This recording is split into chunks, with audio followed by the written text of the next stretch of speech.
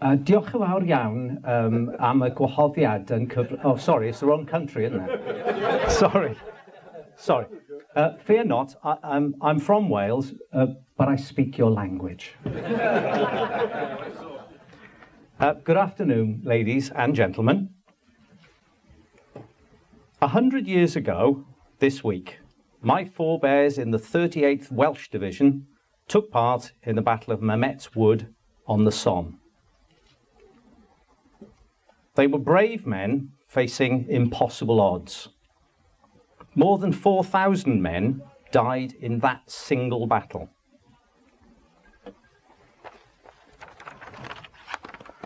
That's the same number that took their own lives in the UK and Ireland in 2014. We don't know how many of those men were dads who killed themselves because they could no longer see their children. As Mike has just mentioned, I run a small charity in Wales, FNF, Both Parents Matter Cymru. We used to be simply Families Need Fathers Cymru, but that caused us a problem. Welsh politicians would say to me, families need fathers? That's a bit gender exclusive, isn't it? Have you thought about changing your name? I'm a pragmatist. If changing our name would make it easier for us to achieve our goals, then we should at least think about it. We also see a large number of women, grandmothers, new partners, and many mums who are not the main carers for their children. In fact, just over 30% of those who approach us for help are women. While we were struggling with the decision about the name of the charity, I went to see one member of the Welsh Assembly with a dad we were helping. He spoke about the problems he was encountering with Cafcas Cymru and then introduced me. I got as far as my name and the name of our charity before I was stopped. Families need fathers, fathers for justice. You're all the same. You need to understand that 5 or 6 women a year are killed by their partners or ex-partners in Wales, and that more than outweighs a handful of dads who don't get to see their kids. Meeting over. Now, that Assembly member was chair of the Children's Committee at the time. One of the reasons why Mike said he wanted me to talk at the conference was because I run a frontline agency. And sometimes it really does feel like we're on the front line in the war against dads. At our support meetings, we try to give people a better understanding of the situation they find themselves in. Having a safe space where parents and grandparents can talk about their experiences and feelings is really valuable. When they contact us through our helpline or come to our meetings, they're often really traumatized. They tell us about ways that parenting support, children's services, the police, or family courts have treated them unfairly. It's as though they're suffering from shell shock. The horrors of life on the front line in the war on dads has taken its toll on their mental health and resilience. These brave dads often talk about injustice, how social workers lie, write deeply flawed reports, and support the primary carer in everything they do and say. How the police respond differently to male and female callers reporting domestic violence. How the courts are biased against men. I dealt with a case recently where mum alleged domestic violence against dad. She told him that she didn't love him anymore and wanted him to move out. He committed the ultimate atrocity. He refused. He was also told to get out by his children's social worker. She said he needed to think about what was best for the children. Social services were involved because one of his kids had been involved in a near-fatal road traffic accident while walking home from school with the mum. After the accident, Dad got a new job working as a cleaner in the university from 5 in the morning till 8:30 every day, so he could spend all of his time at the hospital with his son, helping him on the slow road to recovery. After 10 months in hospital, his son came home. We told Dad, sit tight, don't leave the house. Eventually, Mum made the first move and went to live with her aunt, taking the 3 children and saying that Dad would never see them again. We got the case into court. Dad's months of dedication at his disabled son's bedside didn't matter at all. Social services confirmed that Mum was a victim of verbal domestic abuse. The court ordered that Dad's contact with his 3 children would be, and I'm quoting here, as agreed between the parents. I love orders like that. If they could agree on contact, why were they in the court in the first place? The district judge then took it upon himself to make an occupation order, despite the fact that Mum hadn't applied for that, and gave Dad 2 days to get out or he'd be arrested. Dad now lives in a YMCA hostel and sees the children only when it suits Mum. So, is it fair?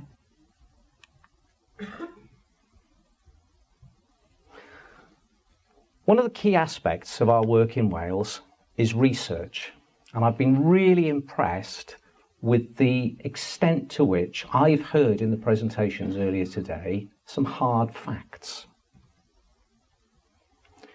We've run an annual Welsh Dad survey for the past 2 years, which we publish in the week leading up to Father's Day. The survey asks questions about Dad's experience of engaging with public services in Wales. Only 16% of those who completed the 2016 survey identified as non-resident fathers. 9% were the primary or sole carers for their children. A consistent theme emerged in the survey, even from those who reported positive experiences.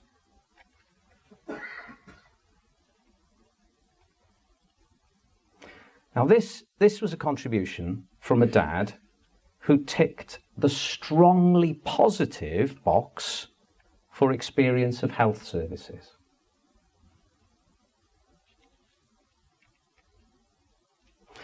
We did another research project looking at the extent to which services successfully engaged with fathers. Unbelievably, it says here, Welsh Government confirmed that they did not have any data about the success of parenting support services at engaging with dads. Even more surprisingly, they said that they did not require those services that they fund to record the gender of parents they support or engage with. Our survey showed that from 32 responses from different services, service providers this is, covering 169,000 service users, the average level of engagement with fathers was between 3 and 11%. In early years, the figure was even lower than that, with one service recording 181 mothers and only 1 father in the 12-month period on which they reported. So, armed with my research, I went to see the officials. I made one recommendation: that services funded by Welsh Government should record the gender of parents accessing their help. The head of family support looked me in the eye and said, "No, that would be too difficult." So I challenged that. Her boss wrote to me to confirm the position. I raised it through the Welsh Assembly. One of our trustees was the Shadow Minister for Communities and Housing. I had another Assembly member ask the Minister in committee about the lack of engagement with dads. Nothing changed. I wrote to the First Minister. Carwyn Jones, father of two, lives in Bridgend with his lovely wife Lisa. I asked him to require services funded by Welsh Government to record the gender of parents they support. He wrote back.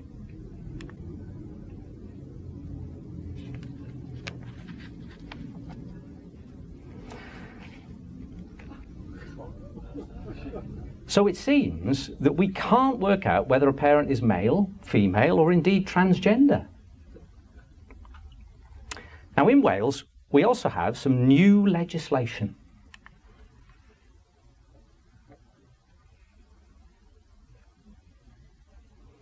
To inform the legislative process, the Welsh Government convened a task and finish group that included a number of experts, such as Barbara Natasagara, who invented the MARAC process, as well as Paula Hardy, the Chief Executive of Welsh Women's Aid. The lead author was a Dr. Amanda Robinson of Cardiff University, who wrote this.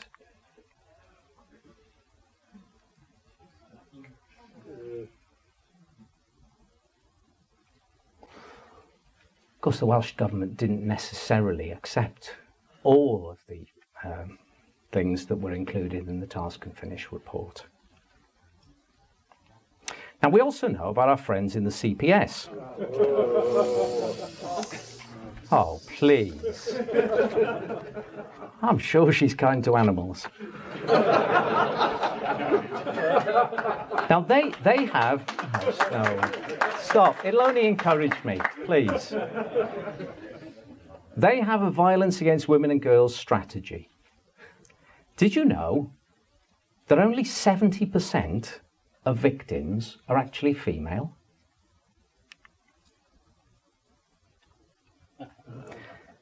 So in 2013-14, there were 13,500 men and boys who are officially victims of violence against women and girls in the UK, and a further 16,000 people prosecuted in a criminal court where the CPS don't know the gender of the victim.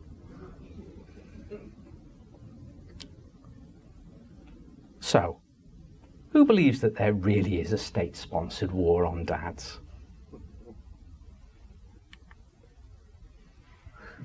But fear not. Gentlemen and ladies, we're doing it wrong. In the state's war on dads, we're not doing very well. We need a new direction, a new purpose, and a new strategy based on the following concepts.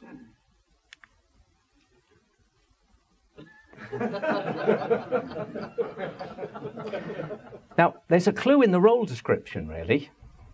If they're the enemy, they're going to shoot at you. We all expend huge amounts of angst, bile, and man hours, and let's not forget women hours, railing against the injustice of the system. All of our Facebook pages, Twitter feeds, and blog posts are dominated by invective. You won't believe what Women's Aid have done now. And can you credit that feminist academics have once again conclusively proven that men are violent misogynists who need to be castrated at best and then ritually disemboweled once they've made a will and handed over all their spare cash?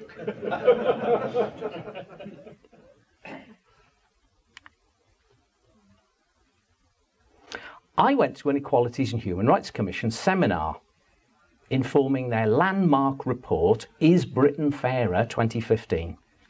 They were proposing to include a section that said something like, there is growing evidence that women are finding it difficult to provide the necessary evidence to access legal aid for family disputes. I said I was sure that women did find it difficult, but that men found it more difficult. The Equalities and Human Rights Commission said to me, prove it. So we did. 226 men in England and Wales contributed to a survey I created using the same set of questions used by Rights of Women. It showed that 70% of men were unable to provide the necessary evidence, while the most recent Rights of Women survey showed that 37% of women faced the same difficulty.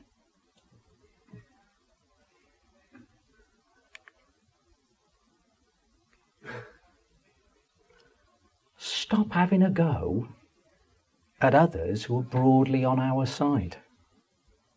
I was blocked a few weeks ago by the official Father for Justice Twitter feed. I think the comment was something along the lines of, so here's another chancer who's touting for business and funding. And that brings me nicely on to, now I know that that might be a little bit controversial, but honestly, we've just accepted that we're in a war with the state. Why would we think we have a chance if we're turning down modern weapons in favour of pointy sticks?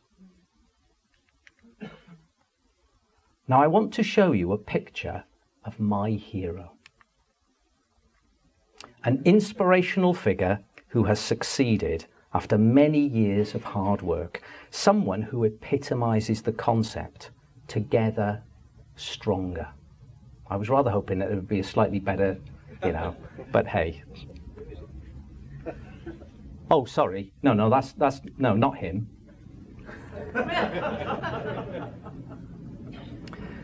Now, BAWZO stands for the Black Association of Women Stepping Out.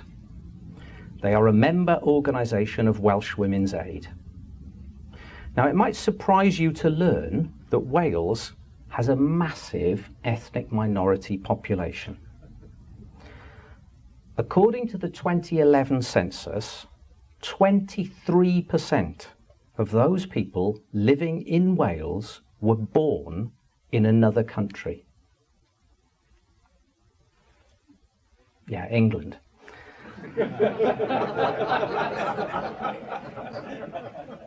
In terms of the black and minority ethnic population, however, the figure is around about 4%, almost exclusively concentrated in Cardiff, Swansea, Newport and Wrexham. BAWZO has been operating since 1995. In 2015, they supported 5,292 service users, an increase from 3,370 just 2 years before. Their accounts show that in 2014, their annual income was